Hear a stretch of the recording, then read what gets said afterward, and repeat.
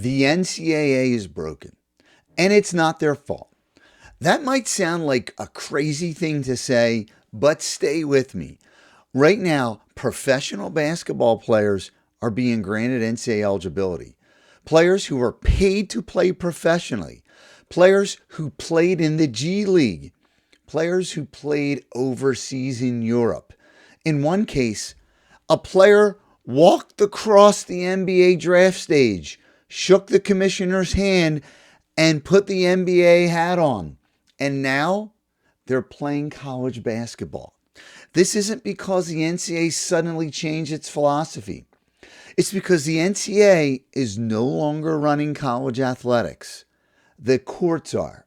And today, I'm going to explain why this is happening right now, why professional athletes are coming back to college, what this means for rosters, what does this mean for Division 1, 2, and 3, what coaches are really saying behind the scenes, and what this means for recruiting families moving forward. Now, this isn't panic. This is just flat out reality. And if you're meeting me for the first time, my name is Keith Mondillo, and I've spent over 30 years on the college side of athletics as a head basketball coach and director of athletics. And I've recruited high school athletes, junior college athletes, and transfers. And I've built rosters. And I've sat in rooms where these conversations are happening long before families ever hear about them. In addition to being a college basketball coach and director of athletics at the NCAA level, what I do now is help guide families through this recruiting process with clarity instead of confusion. And before we go any further, I'm going to give you something that will help you no matter where this all goes. I put together a new college recruiting Jumpstart pack. It's completely free. It includes 4 must-have resources: the college recruiting game plan, the biggest mistake athletes make during the July live period, 10 action steps to take when college coaches don't contact you after a live event, and the 7-day recruiting Jumpstart. I also include a bonus video, the 3 signs your child is recruitable. Now, this pack gives families clarity in a landscape that is changing fast. You can grab it by using the link below or in the description, or just go to keithmondillo.com. Now, let's get into why all of this is happening. Let's talk about the 3 players that set this whole thing off. I know everyone has seen and read this in social media or in the news the last few weeks. So first, we have a gentleman by the name of James Nagy. James was the 31st pick in the 2030 NBA draft. Second round, draft stage, NBA hat handshake. He played professionally in Europe with FC Barcelona and in Turkey. His rights have moved through multiple teams, and now he's enrolled at Baylor with immediate eligibility and 4 years to play. That has never happened before. Next is Terry Darlin, and I'm probably pronouncing his first name right. He played professionally after NBA Academic Africa. He played in Angola. He played in the G League. The NCAA granted him eligibility at Santa Clara with 2 years remaining. He became the first former G League professional approved to play in the NCAA college basketball. And then there's Landon Johnson. 3 seasons in the G League, NBA affiliates. Now he's headed to Louisville with eligibility. 3 different paths, same outcome. Professional experience no longer automatically ends college eligibility. Now, this is the most important part. Well, why now? I'm going to give you 2 words: NIL and house settlement. Well, that's actually 3. And those are 2 different things. With NIL, athletes can earn money through endorsements, appearances, and brand deals. With the house settlement, schools can now directly pay those athletes. This is no longer amateur sports. As we all know, this is professional sports. Here's the reality no one wants to say out loud. Many of these players can make more money playing college basketball than they ever could playing professionally. The G League doesn't pay like people think. Overseas contracts, as we all know, are so unstable. They're short term and you could be cut at any time. But now, college, 4 years of eligibility in some cases, NIL deals, direct revenue sharing, local market value, national exposure. A high level player could make as high as six figures, possibly seven figures. And over a 4 year career, a college career could be worth millions. And here's the part no one's connecting.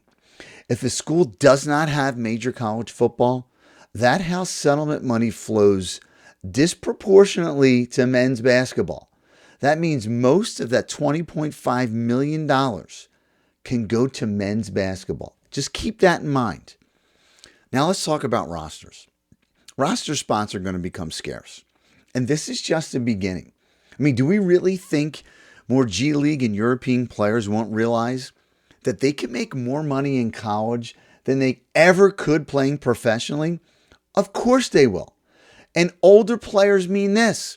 They're bigger, stronger, faster, and in some cases smarter because they have more experience.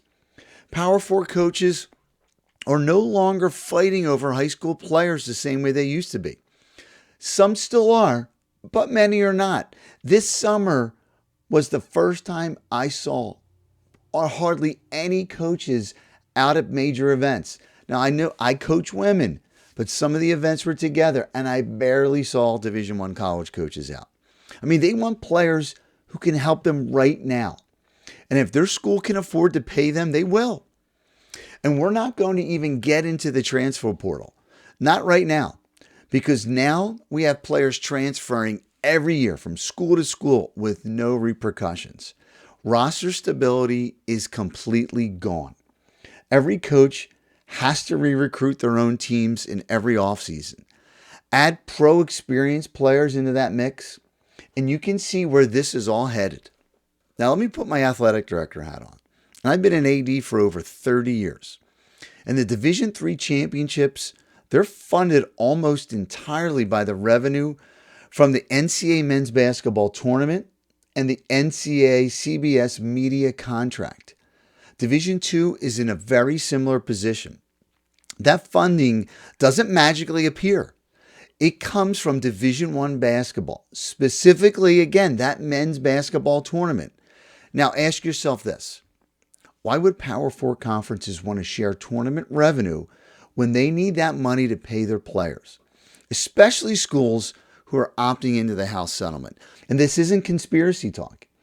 This is being discussed quietly off the record by people high up in college athletics. If those Power 4 schools break away or restructure revenue sharing, Divisions 2 and 3 will feel the impact immediately. And that's a scary thing to happen. And that's not fear-mongering. And I'm not Chicken Little, but it's just simple math. Now, you've heard of Tom Izzo. Tom Izzo never has a loss for words, and he loves a microphone. He spoke out the last couple weeks, and this past week, he called all these rulings ridiculous and a travesty. And John Calipari is next in line. He's even more blunt. He said one of the players is paying child support with his NIL money. Think about that. These are 25 and 26-year-old players competing in college athletics. And college coaches aren't angry because they hate players making money. They're just frustrated because there are no guardrails anymore at the NCAA. It seems like it's the Wild West. There's no stability, there's no consistency, and there's no long-term structure. So what does this mean for recruiting? Here's what families need to understand. The NCAA will not look the same in the next 3 to 4 years. I can guarantee that. High school athletes must be more strategic. They need to do research on how coaches actually recruit. I mean, do they take portal players? Do they take JUCOs? And where do high school players stand? Understanding where you are in a coach's eyes and in their depth chart is more important than ever. Families need to do deeper research in schools, in their programs, and what majors that they offer. Investing in your child's future doesn't begin when you enroll them in fall classes their freshman year. It begins now with your education with all of this. And academics matter because 98% of all athletes will go pro in something other than their sport. Remember that old ad. Because only 1 to 2% of NCAA men's basketball players will ever play professionally at the NBA or international level long term. Again, that means 98% need a degree that prepares them for life after sports. And that part has never changed. And I do want to say something that, again, no one wants to say out aloud. At some point, we have to ask a very uncomfortable question. What are they doing in college? Like, what classes are these players actually taking? And I'm not saying that sarcastically. I'm saying it as an athletic director who's watched academic integrity matter less and less in high revenue sports at the Division I level. At Division III, that's all we talk about. With the light at the end of the tunnel, what your degree is going to do for you for the next 40 years of your life. And when you have a 25 or 26-year-old professional athlete enrolling in college primarily because it's the best financial option available, the degree is no longer the priority. It's just a vehicle.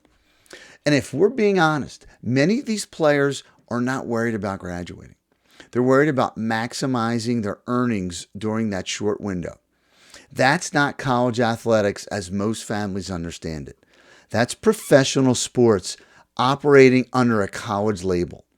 And here's why that matters. For the vast majority of high school athletes watching this unfold, the degree still matters. Their education matters. Their long-term career goals matter. So families cannot model their decisions off of what elite pro experienced players are doing, because these paths are not built for 98% of the athletes going through the recruiting process.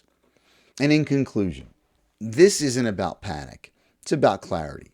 It's clarity for the families who are going into this process not knowing what to expect. Because college athletics is changing because the money, the courts, and the incentives have changed. We all know that. We see it every day.